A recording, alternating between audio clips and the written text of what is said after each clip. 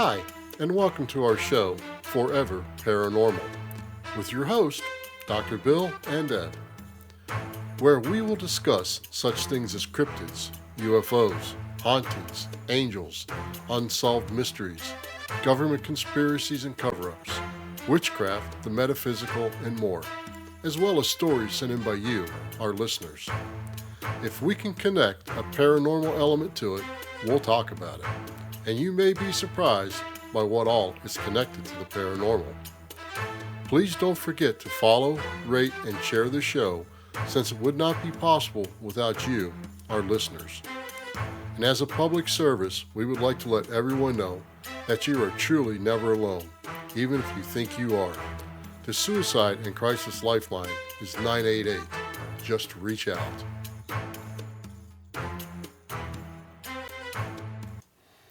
Hello, everyone, and welcome to this week's exciting episode. Hi, Deb. Hi. How are you? I'm okay. How are you? Oh, I'm just wonderful today. Spring has sprung. The weather's nice. Folks, you have to realize we're recording this a little bit in advance, so we may be off on the weather just a hair. But everyone has to talk about the weather. This week, we're going to talk about a tulpa called the Phillip Experiment. This experiment had two movies made about it, The Apparition in 2012 and The Quiet Ones in 2014. What is a tulpa? A tulpa is a mythical entity said to manifest from mental powers. It's a concept in theosophy, mysticism, and the paranormal, where an object or being is created through spiritual or mental powers. It's manifested, so to say. That sounds like it would take some very strong mental power. Yeah, it does. Anytime you manifest something, it takes a lot of mental power. In case you're wondering, theosophy comes from a Greek word meaning divine wisdom. In the late 19th century, this even became a religion in the United States. Is theosophy still considered a religion today? Well, yeah, it is. And it was created by a Ukrainian woman named Helena Blavatsky. And her drawings and teachings are mainly what the religion is based about. I don't know a whole lot about this, but I know it's about truth and things like that. And it's a lot of based on mysticism. The Phillip Experiment is based around a psychical research experiment conducted by a Toronto Psychical Research Society called TSPR, which was led by mathematical geneticist Dr. A.R. George Owen and overseen by psychologist Dr. Joel Witten. The test group consisted of Owen's wife, Iris Owen, the former chairperson of Mensa in Canada, Margaret Sparrow, an industrial designer, Andy H., his wife, Lauren, a heating engineer, Al Peacock, an accountant, Bernice M., a bookkeeper, Dorothy O'Donnell, and sociology student, Sidney K. None of this group was said to have any psychic abilities or powers.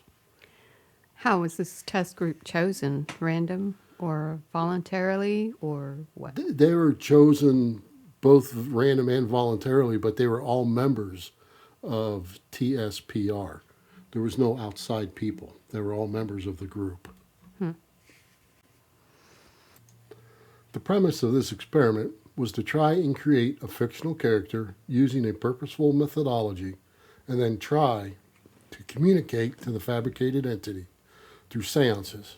In other words, everyone focused their intentions on making this person real, at least in their minds, and I feel this is the important part. What do you mean when you say purposeful methodology? Well, they had a reason for what they were doing, and they were given some parameters of creating this person. So it was tied in with different things. They collectively created Philip Azelford, and the following for his background, which partially coincided with the events and places. Why do you feel this is the important part? Well, everybody in the group had to believe in what they were doing in order for the manifestation to try to work. Everyone's powers and intentions had to focus on the same thing. So that's why they had to have a purposeful methodology. So everyone had the same parameters. And they created this story that we're about to discuss in just a second. So everyone is basically on the same page and with the same thoughts in their mind and the same picture in their mind. The story they created is as follows. Philip was an aristocratic Englishman living in the 1700s at the time of Oliver Cromwell, being born in 1694. He had been a supporter of the king, knighted at 16, and worked for the king as a spy during the English Civil War, and was a Catholic. He was married to a beautiful but cold and frigid woman by the name of Dorothea, the daughter of a neighboring nobleman. One day, when out riding the boundaries of his estates, Phillips came across a gypsy encampment and saw there a beautiful, dark-eyed, raven-haired gypsy girl named Margot, and fell instantly in love with her. He brought her back secretly to live in the gatehouse near the stables of Dinnington Manor, his family home.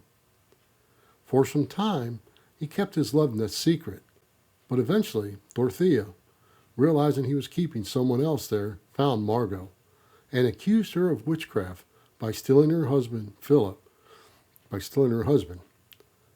was too scared of losing his reputation and his possessions to protest the trial of Margot, and she was convicted of witchcraft and burned at the stake. The story goes on that Philip was subsequently stricken with remorse that he had not tried to defend Margot, and paced the battlements of Dinnington in despair. Finally, one morning his body was found at the bottom of the battlements, whence he had cast himself in a fit of agony and remorse. They even went as far as to have one of the members draw a sketch of Philip to use during their meetings/seances. We'll put the sketch that they drew of Philip on the website for everyone to look at. Starting in September of 1972, the group would meet in fully lit rooms, sitting around in an informal way to discuss and meditate, air quotes, on Philip, and tried to create their collective hallucination or manifestation. This went on for over a year, and they did not have any results, even though a member here and there would say that they could feel a presence in a room occasionally. This all changes when the group decided to switch gears and start holding seances in the classic spiritual ways. Within a few months, they started getting results and answers from Philip, typically in the form of rapping on the table or lifting it up a little bit. As time went on, there was more and more interaction with Philip and the group, Philip and the group, and he supposedly can turn the lights on and off and make other noises around the room and even levitate the table. What do you mean when you say seance was held in a classic spiritual way? In other words, they did the normal things of a seance. They turned the lights down so you would have atmosphere. They used a table. They all gathered around the table, held hands or placed their hands on the table. They lit candles. Typically in seances, you light at least 3 candles. You know, everything with good and evil's got to do with threes, right? And that's because of the Trinity. So, you know, the Father, Son, the Holy Ghost, supposedly. So you either use a minimum of 3 candles or you have the candles that are divisible by 3. So everything's in threes and you hold hands and stuff.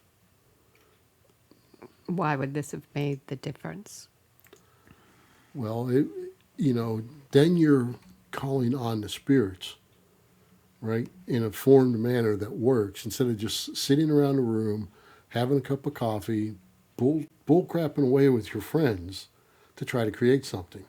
Now you're setting an atmosphere with an intention to manifest with. However, it appeared that Philip's abilities and responses were limited to the fake background that was created for him. Even though this experiment may seem to be a success, the one thing they were unable to do was make Philip materialize in front of them in form or speak to them like other spirits have. Since this is a manifestation of their minds, why would they expect Philip to be independent of their background story and expectations? I think that's just it. They didn't expect him to be different. And that's why they were considered a success, because he was limited to the information they created and had in their minds. So that's something we're going to discuss a little bit different down in a few minutes. Okay. Also, I wanted to ask what part of the background story coincided with reality? The time period, the king, the Civil War, and that's basically it. The group went on to perform similar experiments with other created entities like Lilith, a French-Canadian spy, Sebastian, an alchemist from medieval times, and Alex, a man from the future. Were any of those tulpas a success according to their expectations? Yeah, they say they were. They say that all of them were a success. But and there's another group in Australia that did a similar experiment, and they also claimed it to be a success. But now, this is where we're going to start down a rabbit hole. So now we need to ask ourselves, did this group really manifest this spirit with their collective minds and made up background?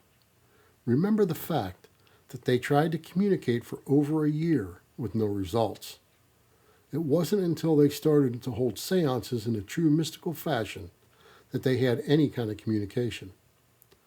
Do you believe they eventually connected with their made-up Phillip? No. I have to say no. But I do believe they connected with something.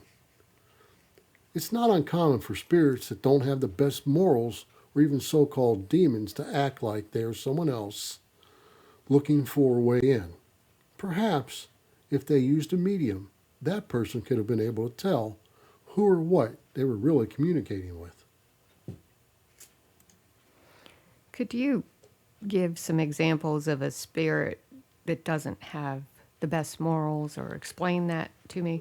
Yeah, I'll explain it to you. I personally don't have any examples of it, but I can explain it. They say a lot of spirits or ghosts, when they're stuck here, if they were a butthole in life, they're buttholes of spirit. If they were mean and nasty to people, they're mean and nasty as a spirit. And they don't come across with honest intention. So what did they do? Did they conjure up a spirit who was toying and having fun with the group? Was it a demon who was trying to find a weak link so they could enter into this universal plane? Or was it possibly a member of the group manifesting as similar to what many people believe poltergeist phenomenon is to be? They do not know who they had answering their questions, but really, how is this any different from being a group of people sitting around a Ouija board asking for an entity to come answer their questions and then thinking they are talking to good old Aunt Margaret? Or how about Mary Todd Lincoln holding seances in the White House, thinking she keeps being visited by her departed son, Willie? Or what about the people that move in a 200-year-old home and see things, hear noises, cabinet doors are opened and closed, car keys moved and hidden and reappear, cold spots, shadow people, etc.? Could it be that the group was made up of open-minded and impressionable people, or so desiring of something or anything paranormal to happen to them that they latch on to any possibility and turn it around to match their desire? It's possible, but certain parts of the experiment were recorded, both on video and audio, and other people could see the interactions and stuff too. So it would have to be somebody in the group manifesting something similar to a poltergeist activity. You know, they say poltergeist is manifested by teenagers and not something out of the paranormal realm or spiritual realm. The witch side of me truly believes we can manifest things to happen by manipulating energy, but that energy needs to already exist. Quantum physics tells us there is at least 11 parallel universes and possibly an infinite amount of universes, according to theoretical physicists, which are made up of energy and universal energy. But that amount of energy never changes. It doesn't increase or decrease, So to manifest something, it must already exist on one plane or another. I don't consider this to be in the realm of universal consciousness, as they are the only ones that were able to get responses from Phillip. Other groups that tried were not able, only this particular group. So you can't create new energy, and they didn't. They manifested it amongst themselves only when they were all together. Well, folks, thanks for listening. And until next time, when we discuss another tale yet to be told. Thank you for listening, and remember to like and share the show. We would also appreciate a 5-star rating wherever possible to help new listeners find the show. We welcome all questions or comments you may have about this or any other episode, and our contact information can be found in the show notes of this episode. You can also follow us at foreverparanormal.com. And if you'd like to support us, you can buy me a coffee at buymeacoffee.com/foreverparanormal. The links to these are also in the show notes of this episode.